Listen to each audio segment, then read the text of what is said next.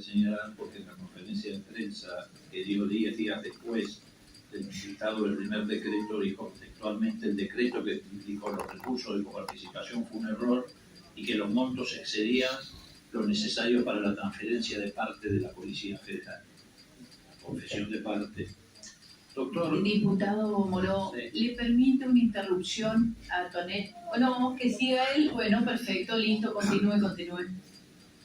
Sí, usted, doctor, hizo mucho hincapié en el hecho de que estos decretos, los que acabamos de enumerar, carecían de informes técnicos en los que se fundara la decisión de esta redistribución de recursos coparticipables, lo que hace al principio aparecer esto como una decisión arbitraria propia de una libreta de almacenero. ¿Usted conoce si en el fallo de la cautelar de la Corte, que es el que está cuestionado, intervino la unidad de análisis económico de la Corte Suprema para elaborar un dictamen técnico, o también la cifra que se adjudicó en esa cautelar carece de fundamentos de carácter técnico? Si me permite un breve comentario y después voy sí concretamente a su pregunta. En oportunidad de contestar las dos demandas de la Cava, la representación estatal acompañó ante la Corte informes elaborados en el ámbito de la Subsecretaría de Relaciones con Provincias del Ministerio del Interior y con intervención de equipos técnicos de la Secretaría de Hacienda, en los que sí se aportaron números, ¿no? Que muestran, no soy yo el especialista en esas, ¿no? Hasta me cuesta interpretarlos incluso, pero que demuestran que aquellas asignaciones del 375 y del 350 estuvieron largamente excedidas desde el punto de vista de lo que fue el costo real, ¿no?, de los servicios transferidos. La conclusión de esos informes técnicos es que se compensó no solo el gasto de los servicios de seguridad transferidos a la Cava, sino de algún modo también la mayor parte, o casi la mayor parte, de los gastos de seguridad que tenía la Cava con anterioridad, por decisiones de política propia, ¿no?, la Policía Metropolitana, etc. Y esto no era una materia a ser considerada en esa compensación.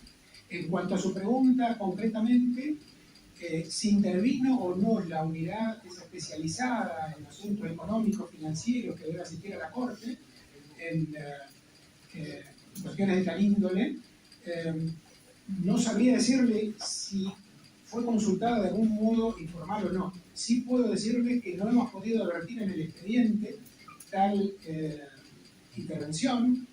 No se nos dio traslado a las partes, ¿no?, de ninguna suerte de informe pericial, ¿no?, para que pudiéramos, en su caso, refutarlo, cuestionarlo, avalarlo. Y en el fallo del 21 de diciembre, ¿no?, del año anterior, en que quedó plasmada la medida cautelar dictada por el alto tribunal, donde se fija provisoriamente y mientras dure el juicio el 295, ¿no?, como coparticipación de la Cava, mi lectura, ¿no?, no advierto ninguna fundamentación de por qué el 295 o por qué no el 263 o el 3,02. No encuentro justificativo, ¿no? Por eso, en oportunidad de presentar una revocatoria en diciembre contra ese pronunciamiento para que el propio tribunal, con otra integración, ¿no?, porque introdujimos una organización también, lo revise, planteamos que en ese aspecto, esa decisión, a nuestro criterio, a nuestro modo de ver, estaba encuadrada en la categoría de lo que en la jurisprudencia misma de la Corte se consideran sentencias arbitrarias, porque no dan fundamentación ni explicación de por qué. Parece ser un producto, bueno, del mero designio del jugador, que uno no puede encontrar cuál ha sido el derrotero que ha seguido el jugador para llegar a esa conclusión, ¿no?, y por qué debe ser el 2,95 la coparticipación de la Cava, bien que provisoriamente. Muy claro, doctor. El Estado Nacional opuso una excepción de incompetencia en estas actuaciones, doctor, que posteriormente fue rechazada por la Corte por una disidencia de la doctora Jaime. ¿Nos puede precisar por qué se presentó la solicitud de incompetencia y cuáles fueron los fundamentos? Sí, si bien ya la Corte, en una causa Cava contra la provincia de Córdoba, había fijado, si no me equivoco, por primera vez el criterio de que la Cava tiene derecho a acceder a la jurisdicción originaria de la Corte, lo cierto es que existía antes de ese pronunciamiento una, para nosotros larga y bastante asentada jurisprudencia posterior a la reforma del 94, en el sentido que la ciudad no era equiparable a una provincia y por ende, en términos constitucionales, no tenía derecho al acceso a la jurisdicción originaria de la Corte como si fuera una provincia. Esa línea jurisprudencial quedó quebrada en aquel precedente Cava con Córdoba. Nos pareció muy ilustrativa la disidencia que ahí dejó planteada la doctora Hayton, ¿no? Recordando los precedentes en los que la Corte había adoptado un criterio distinto y que obviamente no advertía la doctora Hayton ninguna nueva circunstancia ni de hecho ni de derecho que justificara ese cambio, ¿no?, de criterio. Bueno, como nos pareció que era un tema digno de ser replanteado para tener una confirmación del nuevo criterio, o en su caso una revisión de ese nuevo criterio adoptado por la Corte en Cava con Córdoba, de que fue introducido ese planteo, porque entendíamos que era equiparar a la Cava a una provincia cuando en términos constitucionales no tienen el mismo estatus, ¿no? Y me remito a este punto al muy detallado, minucioso voto de disidencia ahí de la doctora Hayton, que haciendo un análisis artículo por artículo de la Constitución, fue advirtiendo en qué situaciones los constituyentes asignaron determinados roles, competencias, atribuciones, obligaciones a las provincias, en cuáles se refiere a las provincias y a la Cava. Y bueno, obviamente si el constituyente hizo ese tipo de distinciones, algún contenido hay que darle, ¿no? Y algún sentido, algún significado hay que darle, salvo que uno imagine que los constituyentes actuaron deliberadamente, ¿no? Y no previeron específicamente, aludían a las provincias, a la Cava, que eran dos estatus jurídicos distintos. Ese fue el motivo del planteo y como usted tiene presente, diputado, fue desestimado, es decir, que la Corte ratificó ese nuevo criterio, ¿no?, que le da el acceso originario a la Corte de acá. Doctor, el gobierno de la ciudad, dentro de sus argumentos, plantea que ninguno de estos decretos a los que estábamos haciendo referencia necesitaba una ratificación en el Congreso. ¿Cuál es en ese sentido la postura del gobierno nacional con respecto a esta afirmación del gobierno de la ciudad? La postura del Ejecutivo Nacional quedó plasmada en las presentaciones que hicimos en la Corte, que sí realmente hacía falta una norma de rango legal, como lo fue la Ley 27.606. Existían precedentes en tal sentido, 3 leyes que sucesivamente aprobaron en el orden nacional, con sus correlativas leyes en el orden local, la transferencia de competencias en materia judicial y penal. Entendíamos que era la misma situación, porque implicaban la transferencia de competencias, pero también la necesidad de fijar las compensaciones a la jurisdicción receptora, ¿no?, de esas competencias y atribuciones. Y por ende, desde nuestro punto de vista, juego armónico de los artículos 75, inciso 2, quinto párrafo, e inciso 8 de la Constitución Nacional justificaban la intervención del Congreso de la Nación. Me refiero en este sentido a que esta interpretación constitucional, además de haber sido adoptada por la propia conducta de las partes, en esos casos, ¿no? Transferencias de servicios vinculados con la administración de justicia en materia penal, con lo cual la propia conducta, ¿no? Los actos propios de las partes de algún modo marcaban un derrotero en este sentido.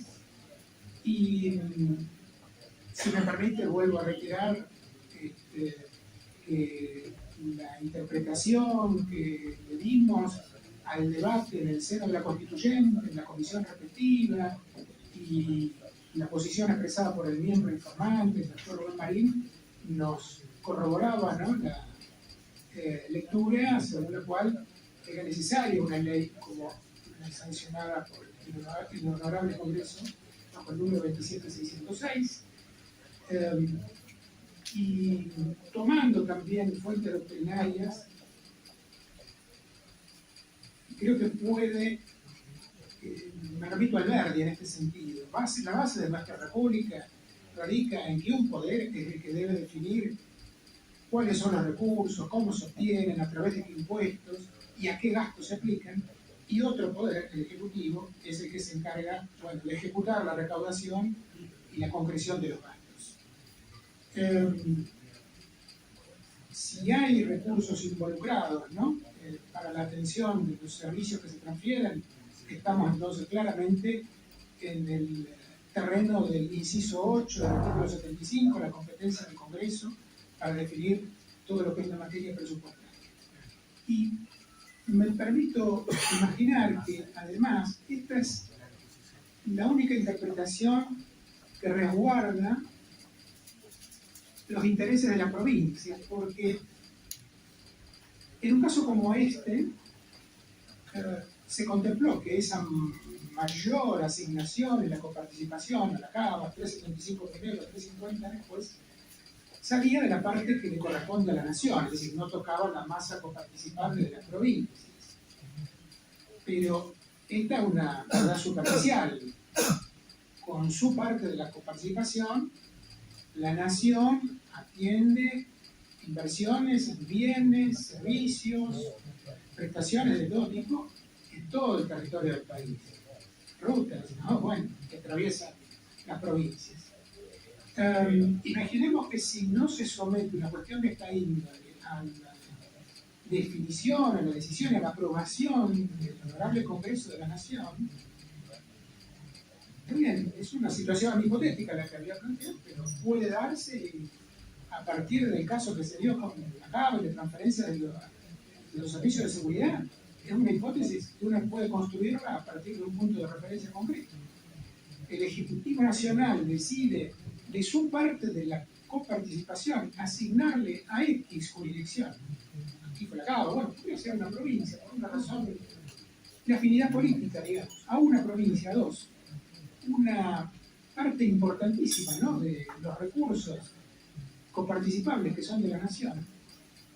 Y también pareciera desde una lectura superficial que no toca la coparticipación de las demás provincias, pero se priva de recursos que se supone que la nación después tiene que aplicarlos, ¿no?, como marca el propio 75 de la Constitución, a hacer inversiones en todo el país que dejen a salvo el paradigma que marca la Constitución: equidad, solidaridad y la búsqueda de un equilibrio que permita un desarrollo armónico en todo el país. Concretamente, que no haya jurisdicciones hiper ricas y otras hiper pobres, ¿no? Es decir, ¿qué garantía habría si no es a través de la participación del Honorable Congreso de la Nación, aprobando transferencias de servicios que conllevan también de recursos, de que no ocurra una hipótesis como esta que señala?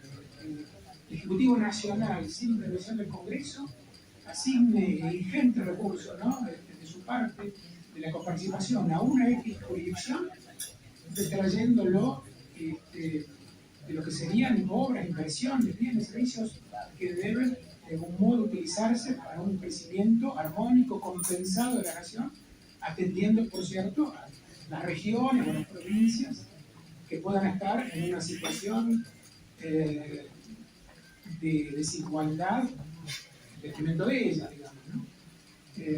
Y si además está, como en este caso, en juego la situación de la jurisdicción, claro, soy porteño, ¿no? No vivo en este momento en la ciudad. Sí, diga, diputado Monti. Sí, pedir o sugerir vía presidencia que el testigo se ajuste a responder las preguntas que se le han hecho, porque si no estamos en una clase.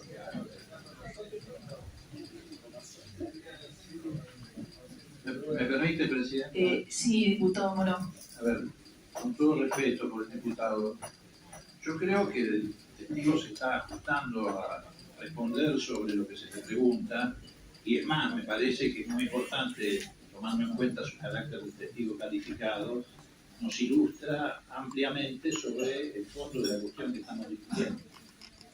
Gracias, presidente. Bien, sí, continúe. Ahí, ¿sigue con la respuesta? ¿Sí? Perfecto, continúe.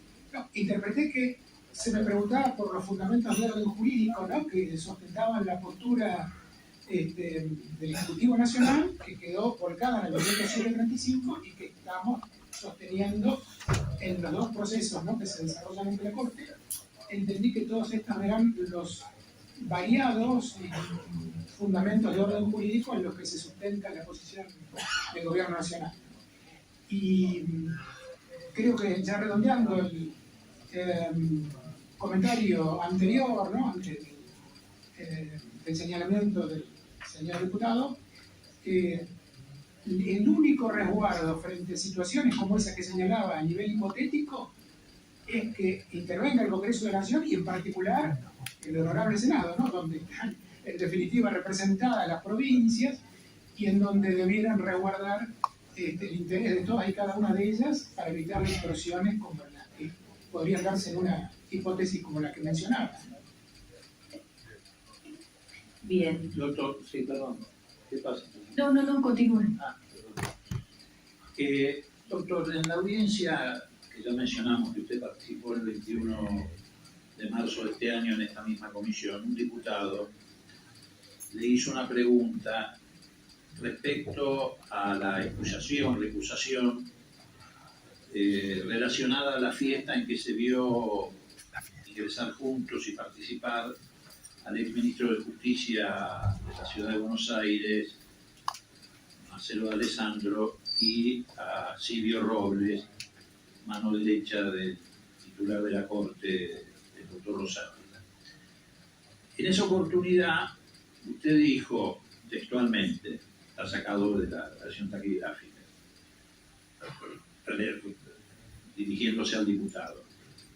Usted me pregunta por lo de agosto, pero los hechos posteriores determinaron luego, si uno ve el devenir de la película y no la foto congelada en el tiempo, que algún motivo más que razonable tenía el Estado Nacional para formular ese planteo. Yo deduzco de esta respuesta que usted se refería, cuando hablaba de agosto, a la fiesta. ¿Cuál es el motivo razonable por el que el Estado Nacional formuló la primera recusación?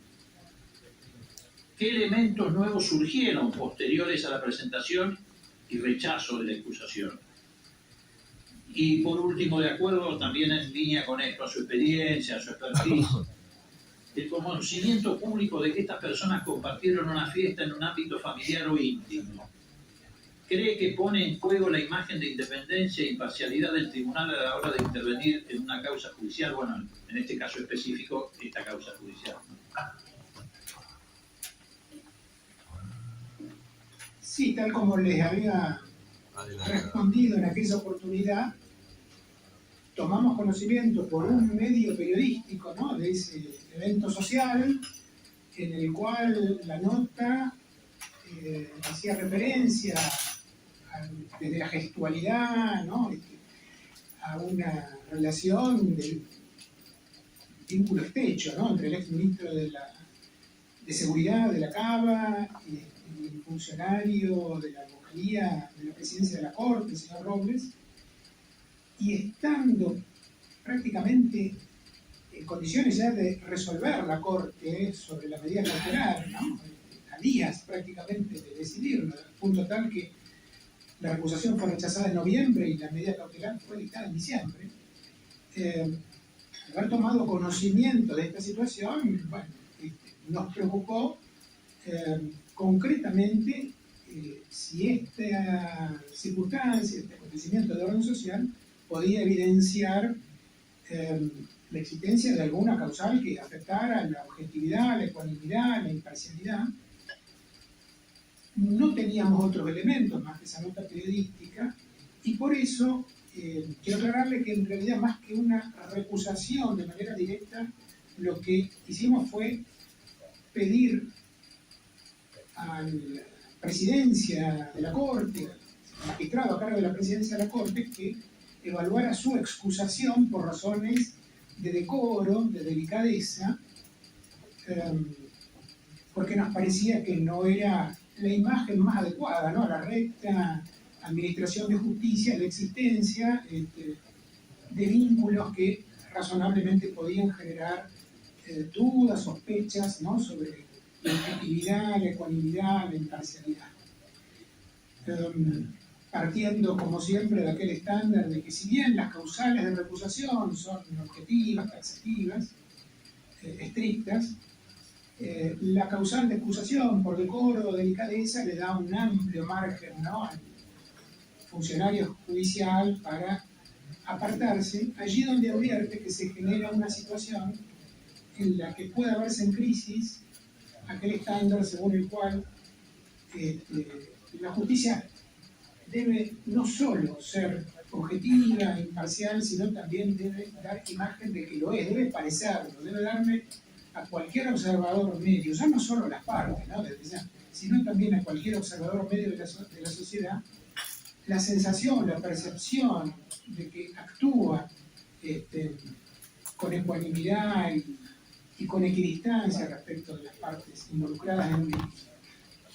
Ese fue el motivo de aquella presentación en la cual solicitábamos que evaluara el señor presidente de la Corte la posibilidad de excusarse por razones de decoro y de delicadeza. En subsidio pedimos que lo tratara como un planteo recusatorio. Tiene usted presente de que en noviembre nos fue rechazado ese pedido, ese planteo. Bueno, me tocan ahí sí las generales de la ley, pero a mi modo de ver, con argumentos más bien formales.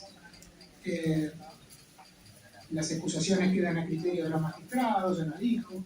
Las recusaciones son, bueno, concedidas en situaciones muy estrictas, con un criterio muy restrictivo, que solamente habíamos acompañado una nota periodística, pero no muchas más pruebas acerca de una situación que pudiera poner en crisis la objetividad, la imparcialidad del magistrado a cargo de la presidencia de la Corte. Digo que fueron argumentos esencialmente formales, porque de pronto nos surge del decisorio de la Corte, si se le pidió a aquel funcionario, ¿no?, el señor Robles, que participó de ese encuentro social, alguna explicación, si realmente estuvo, si no estuvo, si fue un error del periodista, si era alguien muy parecido a él y él no asistió, o si eventualmente estuvo, pero no necesariamente su presencia podía comprometer al presidente de la Corte, su criterio. Es decir, se nos pudo haber dado una respuesta que fuera un poquito más allá de lo formal para darle al Estado Nacional, como parte litigante, la tranquilidad de que podía seguir contando, ¿no?, con una decisión emanada de una magistratura objetiva, imparcial, equidistante.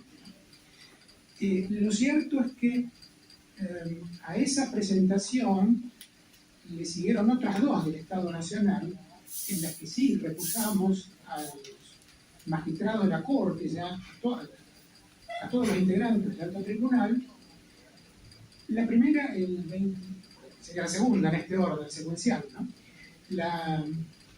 que concretamos el día 27 de diciembre, antes de interponer recurso de revocatoria contra aquella decisión de carácter cautelar dictada el 21 de diciembre. Y allí escribimos fundamentalmente la causal de prejuzgamiento, porque entendíamos que esa sentencia, más allá de la falta de fundamentación, a esto hacíamos referencia hace unos instantes, ¿no? De por qué del 2,95 de la coparticipación otorgado a la Cava con carácter cautelar. Lo cierto es que el alto tribunal ahí ya tomó, a nuestro modo de ver al menos, definiciones que siguen siendo anticipatorias de una sentencia de fondo, y esto no es propio de las medidas cautelares. Las medidas cautelares tienen un carácter instrumental, ¿no? Deben jugar como herramientas para evitar que se frustre a futuro el cumplimiento de una sentencia que habrá de dictarse hipotéticamente más adelante, pero no pueden ser un anticipo de la sentencia misma. Y entendíamos que aquí la Corte ya prejuzgó básicamente en tres aspectos de orden jurídico cruciales, ¿no?, para la suerte de este litigio. Primero, fijó en un porcentaje de la coparticipación, más allá de que haya sido el 2,95, cualquiera fuera él, en un porcentaje de la coparticipación, la compensación a la Cava. Para el Estado Nacional, como les decía, no puede ser un porcentaje de coparticipación, sino la estimación del monto que representa el costo exacto de los servicios transferidos con su cláusula de ajuste, no un porcentaje de coparticipación. Pero ya la Corte parece haber decidido que cuando dicta el fallo final, quede esa decisión en el 2,95 o le restituya el 3,50 a la ciudad, o lo vuelva al 2,32 del decreto 735, habrá tomado ya el criterio de que es un porcentaje de la coparticipación y no, como sostiene el Estado Nacional, una suma en pesos que represente el costo de los servicios más su cláusula de ajuste. Este es el primer prejuzgamiento, ¿no?, que encontramos en el decisorio de la Corte. En segundo lugar, la Corte dice: esto no afecta a las provincias. Bueno, vuelvo a un comentario anterior. Sí, una asignación de mayor porcentaje de coparticipación detraído de la masa que bajo el régimen de coparticipación le corresponde a la nación. Pero de manera indirecta e inmediata, las provincias pueden plantear: esto va a disminuir lo que luego la nación va a estar en condiciones de invertir en obras, bienes y servicios para el desarrollo armónico de todo el país. Y hay un tercer punto que para nosotros también implica un prejuzgamiento, que radica en lo siguiente. La Corte pareciera construir un silogismo, ¿no?, en el que hay una premisa mayor. Había un acuerdo, Nación Cava. Aquel acuerdo, en cuanto a la coparticipación, plasmado en el 375, luego en el 350. Si había un acuerdo, obviamente, solo un nuevo acuerdo de partes podía modificar, ¿no?, ese porcentaje, que finalmente fue el 350, de acuerdo, ¿no?, al decreto 257 de 2018. Primera premisa, ¿no?, ese hipotético silogismo. Segunda premisa: el nuevo porcentaje asignado transitoriamente por el decreto 735, pero advirtiendo que luego el Ejecutivo iba a enviar un proyecto de ley al Congreso para establecer cuál era el mecanismo para compensar el mayor costo de la Cava. Y ese mecanismo fue fijado en la ley 27606. Dice la Corte: este parámetro que toma la ley 27606, una suma en pesos, negociación de las partes, asistencia de la CFI, ¿no?, como experto, no fue producto de un acuerdo de partes, ni hubo, luego de la sanción de la ley 27606, ninguna conformidad de la Cava, ¿no?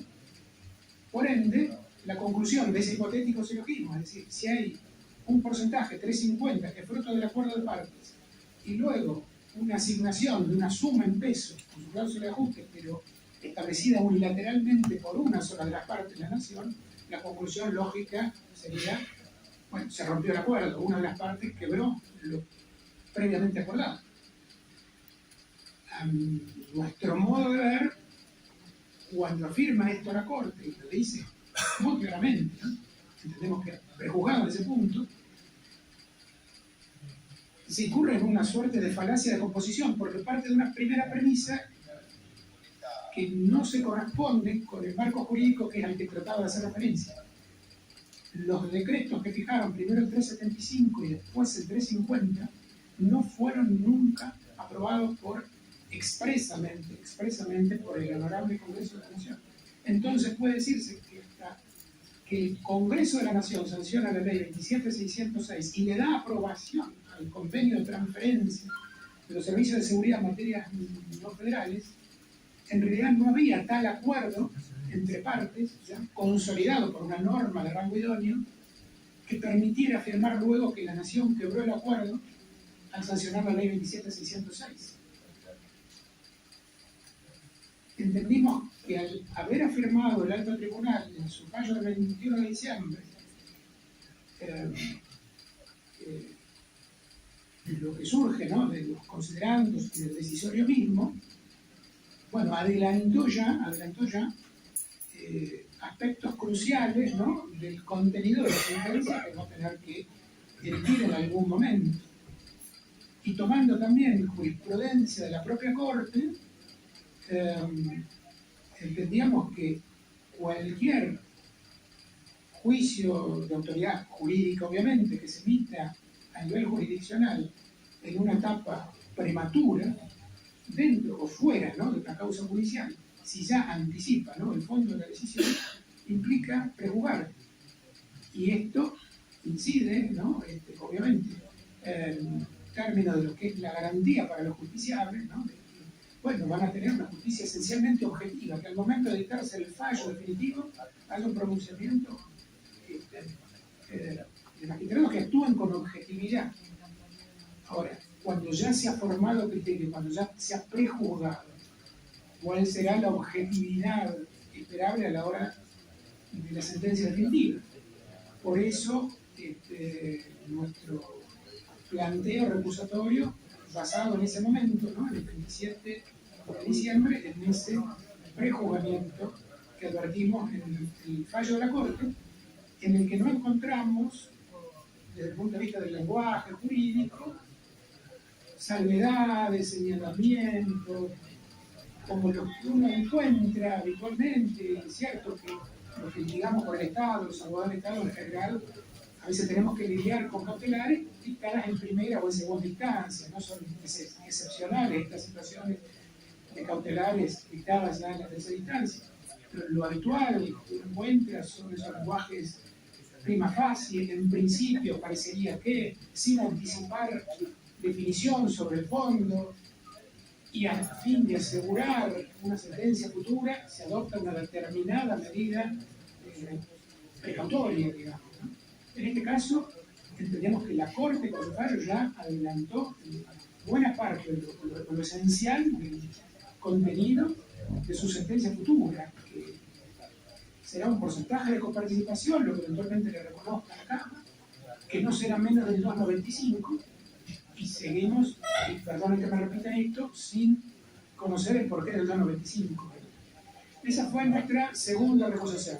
Y después formulamos el 1 de febrero, en representación del Estado Nacional, una tercera recusación. Ya para entonces habrían aparecido en medios públicos, creo que fue el día 30 de diciembre, ¿no?, en los medios de difusión, bueno, noticias acerca de la existencia de un vínculo entre el ministro de Seguridad de la ciudad y el señor Robles, que parecía ir más allá, ¿no?, de aquel trato amistoso, de amistad bastante estrecha, ¿no?, que se había reflejado en aquel encuentro social. Y concretamente salieron a la luz noticias acerca de, bueno, correos, vínculos, chats entre ambos, que mostraban, de ser ciertos, ¿no?, estos intercambios, que había, una relación promiscua y propia, ¿no?, entre el Poder Judicial y el funcionario político, o un funcionario del Poder Judicial, ¿no?, a que se lo individualizaba, ¿no?, de muy alto rango, ¿no?, en la vocalía de la presidencia de la Corte, y el ministro de Seguridad de la Cámara.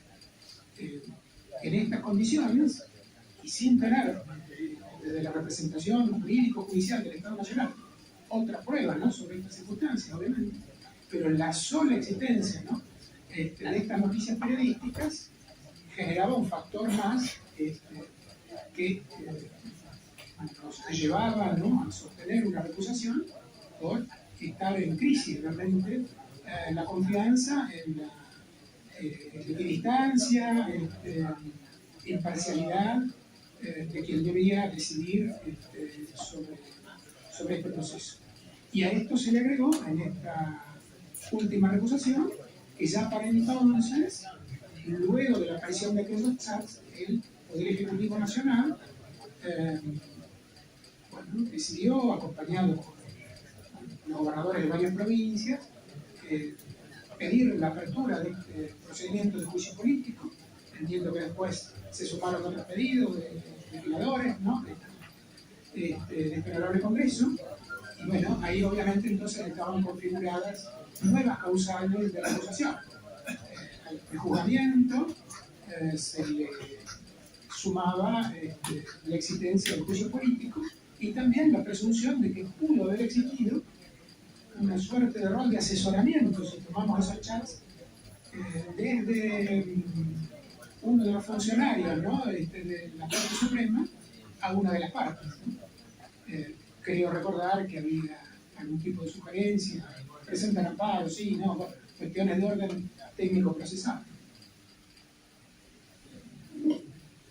Gracias, doctor.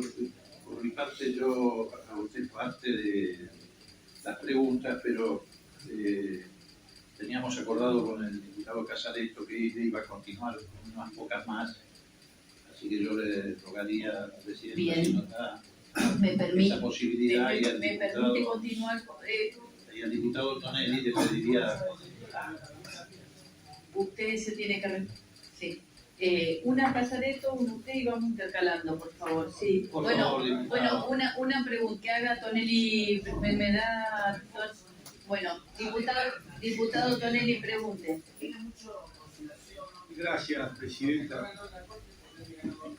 Mire, diputado González, entiendo que le molesta el relato tan descriptivo que está haciendo usted, pero la otra parte va a tener también su voz, que es en el procurador de la ciudad, que va a venir a la próxima reunión, donde va a exponer lo que la otra parte planteó. Por lo cual están las dos campanas, o sea, el planteo del gobierno nacional y el planteo de la ciudad, que va a estar la semana que viene, ¿sí? Entonces, lo que les pido, y lo ofrecimos nosotros como testigo a estarlo, no ustedes. Entonces, esta comisión va a garantizar que estén las dos posiciones aquí en la comisión, ¿sí? En un fallo que es, por lo mínimo, polémico, una medida cautelar polémica. Sí, siga, diputado Tonelli. Gracias, presidenta.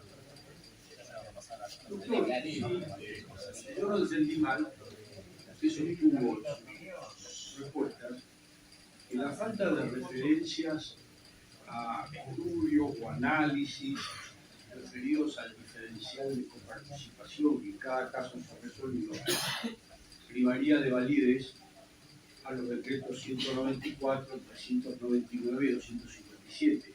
Efectivamente es así, esa es su opinión.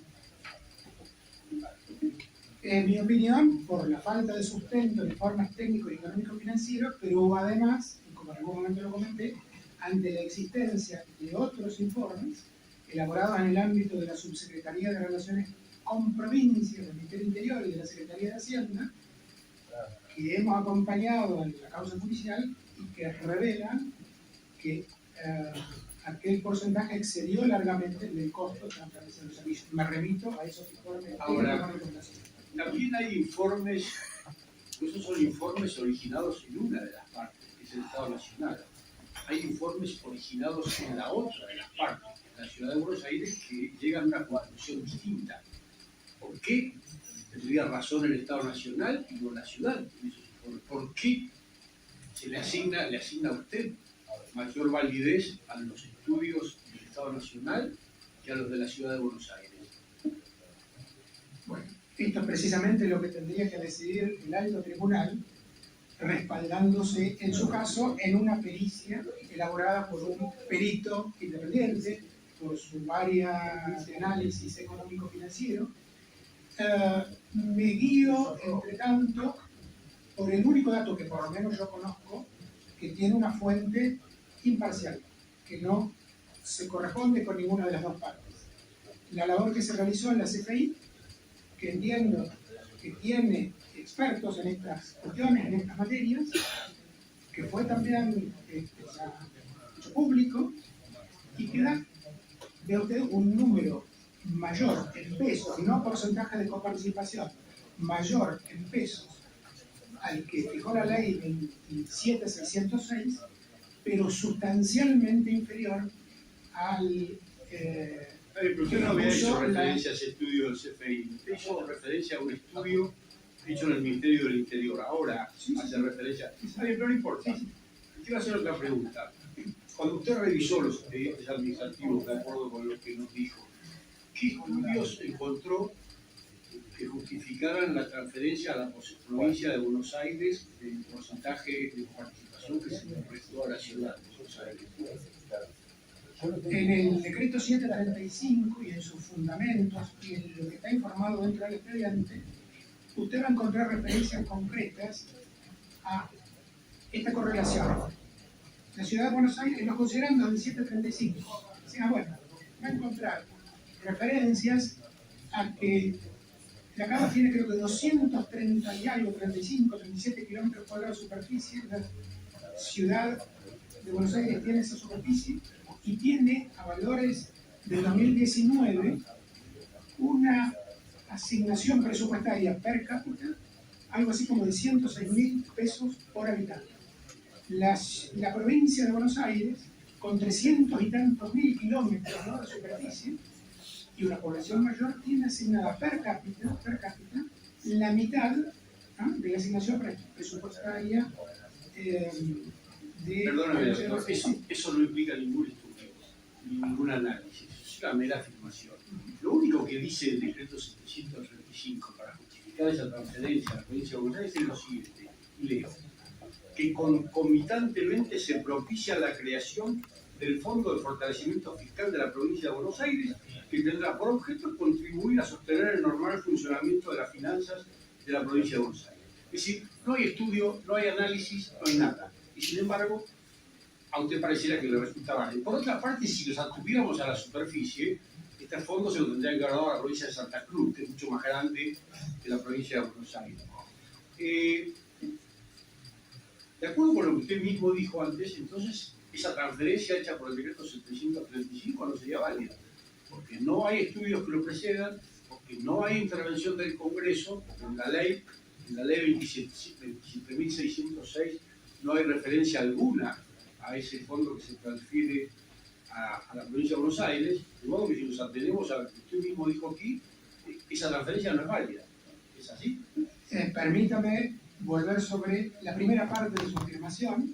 En las actuaciones usted va a encontrar la justificación del porqué de la asignación a la provincia de Buenos Aires, de esa asignación destinada a conformar ese fondo de seguridad, y obviamente yo le invitaría a que usted analice en los escritos que hemos presentado ante la Corte Suprema de Justicia de la Nación, al contestar la demanda donde la ciudad plantea la inconstitucionalidad del 735, también de la ley 27.606, toda una serie de análisis que fueron incorporadas en el núcleo central de la contestación de la demanda, que no es elaboración jurídica, sino de análisis realizados en el ámbito de la Subsecretaría de Relaciones con Provincias del Ministerio Interior y de la Secretaría de Hacienda, que avalan desde múltiples parámetros: población, riqueza, ¿no?, de las jurisdicciones, Esos análisis, en todo caso, son posteriores al decreto 735. Y el decreto 735 no está Pero no fundado en termina de los contestar, escritos. Diputado Ustedes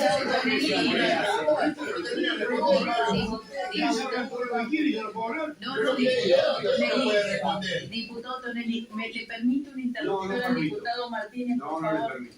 Bueno, Entonces, presidenta, Estoy- creo que interrumpa el testigo. Estoy hablando yo. Cuando yo termine de hablar, que hable el diputado. bien. Hostia, bien que estaba eso. Porque los escritos que haya presentado el Estado Nacional ante la Corte Suprema son evidentemente posteriores al decreto 735. De modo que el decreto 735 de ninguna manera puede tener fundamento en esos escritos.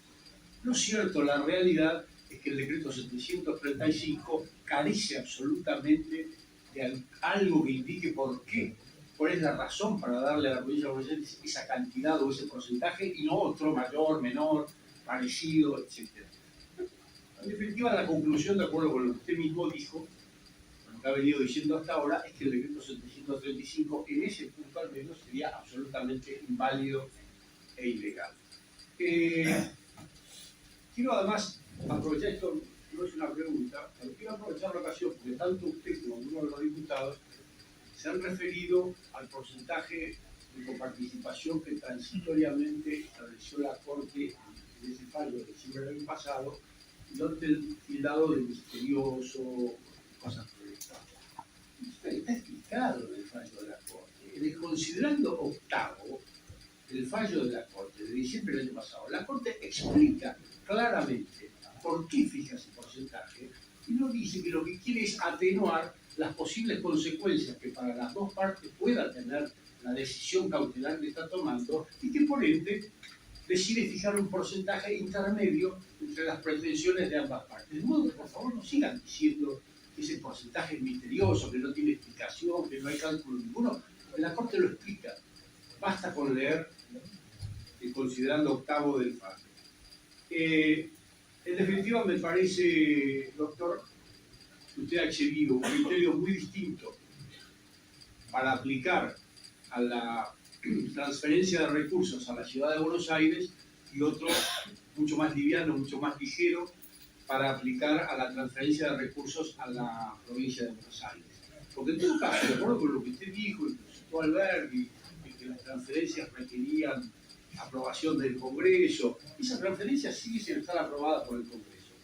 Y si el incremento de coparticipación que la Nación le dio a la ciudad de Buenos Aires, para establecerlo finalmente en el 3,50 antes del decreto 735, perjudicaba a las provincias, del mismo y exacto modo perjudica a las provincias la transferencia que el Estado le da a la provincia de Buenos Aires en el decreto 735. Realmente no veo la diferencia. Por lo cual, debo decirle que me parece que su testimonio en este sentido ha sido un testimonio interesado y carente de objetividad. Gracias, presidenta. Sí, diputado Martínez, ¿usted quería decir algo? No, era respecto al internado de Yucatán.